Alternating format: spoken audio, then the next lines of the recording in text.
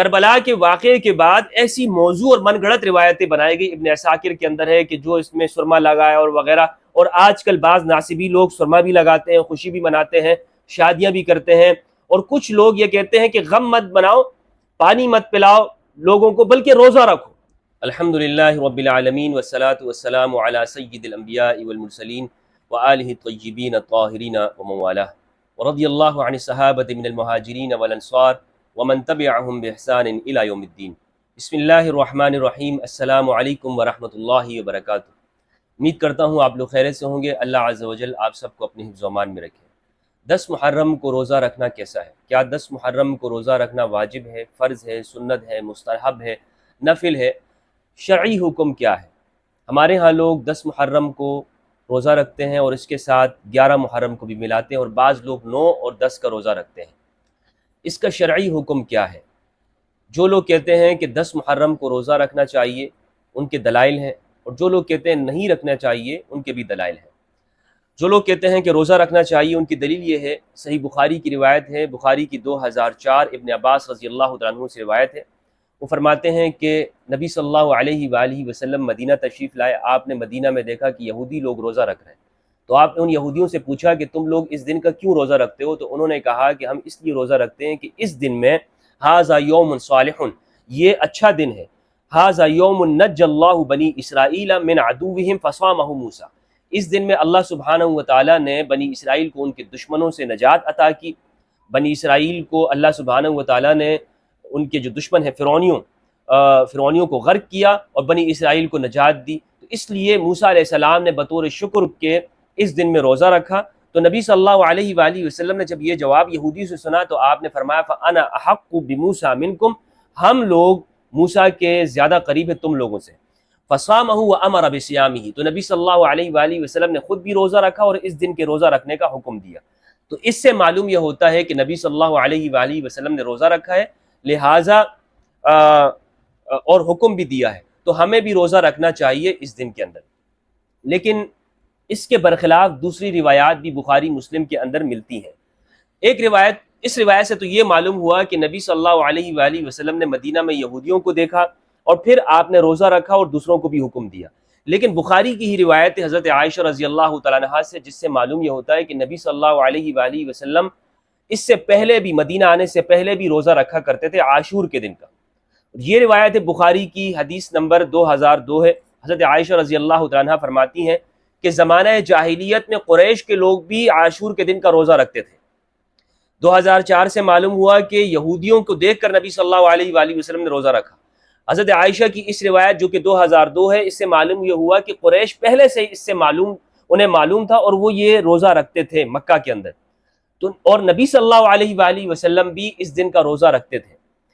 تو جب آپ مدینہ تشریف لائے تب آپ نے بھی روزہ رکھا اور اس روزے کا حکم دیا، اور جب رمضان کا روزہ فرض ہوا تو آپ نے عاشورہ، ترک یوم عاشورہ، آپ نے عاشور کے دن 10 محرم کے دن کا روزہ چھوڑ دیا، اور پھر فمن شاء صامہ ومن شاء ترکہ، جس نے چاہا روزہ رکھنا تو اس نے روزہ رکھا اور جس نے چھوڑنا چاہا اس نے چھوڑ دیا۔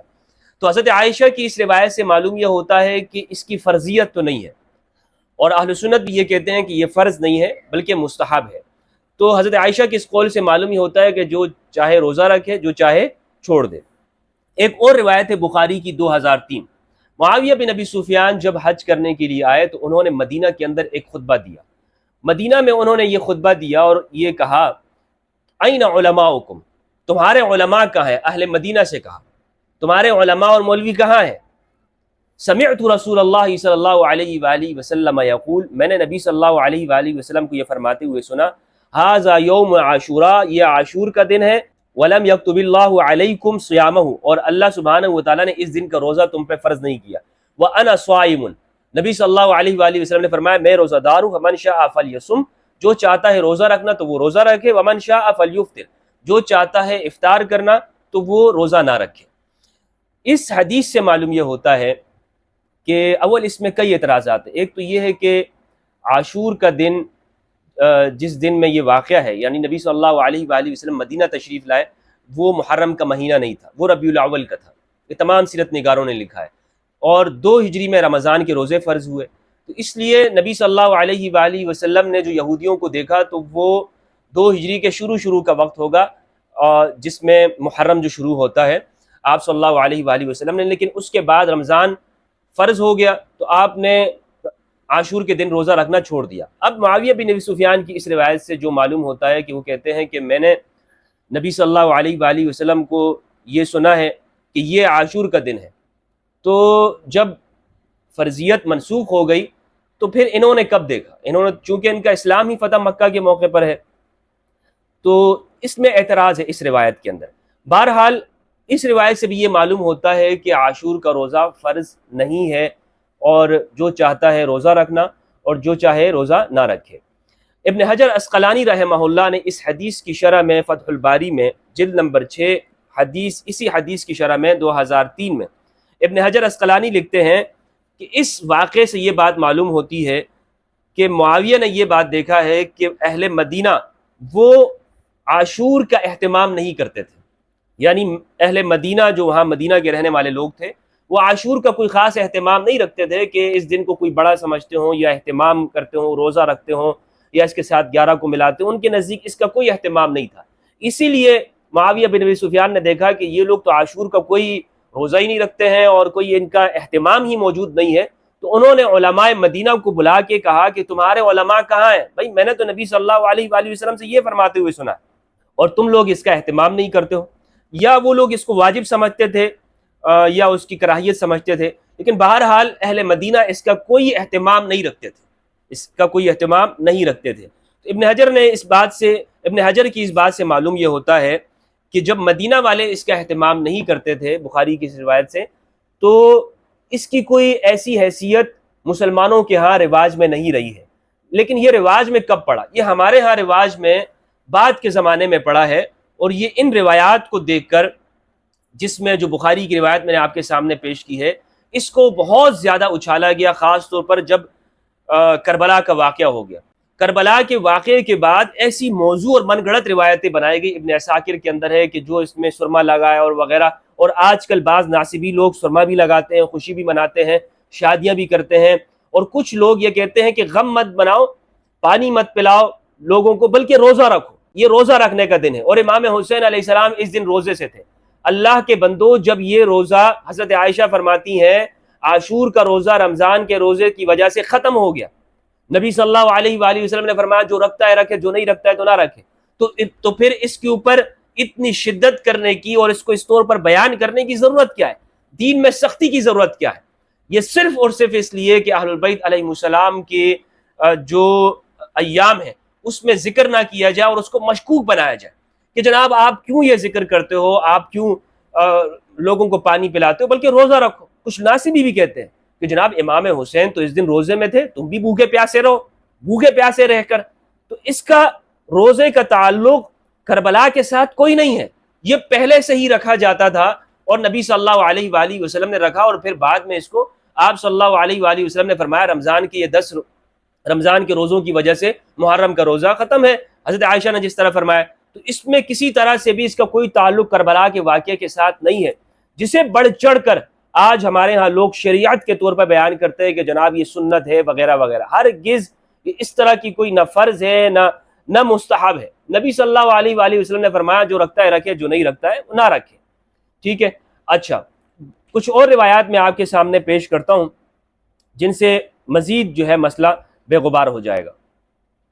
صحیح مسلم کی حدیث نمبر 2639 ہے، عروہ سے روایت ہے، وہ حضرت عائشہ سے روایت کرتے ہیں رضی اللہ عنہا کہ ان یوم عاشورہ کان یصام فی الجاہلیہ، جاہلیت میں عاشورہ کا روزہ رکھا جاتا تھا۔ فلما جاء الاسلام، جب اسلام آیا، من شاء صامہ ومن شاء ترکہ، جو چاہے روزہ رکھنا جو رکھے، جو چاہتا ہے چھوڑنا وہ چھوڑ دے۔ حدیث نمبر 2640 ہے، یہ بھی عروہ سے، اور انہوں نے عروہ بن زبیر سے، انہوں نے حضرت عائشہ رضی اللہ عنہ سے روایت کیا کہ وہ فرماتی ہیں کہ نبی صلی اللہ علیہ وآلہ وسلم رمضان کے روزہ فرض ہونے سے پہلے اس دن کے روزے کا حکم دیا کرتے تھے، لیکن جب رمضان کا روزہ فرض ہو گیا تو آپ نے فرمایا کان من شاء صام یوم عاشورہ ومن شاء افطر، جو روزہ رکھنا چاہتا ہے وہ رکھے عاشور کا، جو چاہتا ہے چھوڑنا وہ چھوڑ دے۔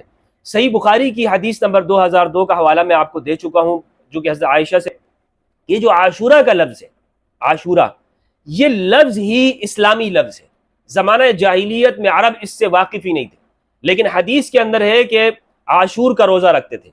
اس پہ دلیل یہ ہے کہ النہایہ فی غریب الحدیث والاثر کے اندر جلد نمبر 3 صفحہ نمبر 240 پر ہے کہ یہ اسلامی لفظ ہے اور اس سے پہلے اس لفظ کا استعمال نہیں ہوا ہے۔ تو یہ لفظ بعد میں روایات کے اندر اس کو شامل کیا گیا ہے، اور میں ان روایات کو اس طور پر لیتا ہوں کہ یہ روایات چونکہ بعد میں تدوین کی گئی ہیں اور خاص طور پر اموی زمانے کے اندر، اس میں یہ چیزوں کا اضافہ کیا گیا ہے، اور لغت کے اندر اس لفظ کا ہی کوئی موجود نہیں ہے، یعنی یہ جاہلی لفظ نہیں ہے، یہ عاشور کا لفظ یہ اسلامی لفظ ہے، اس سے پہلے یہ موجود نہیں تھا۔ ٹھیک ہے، یہ بات ہو گئی۔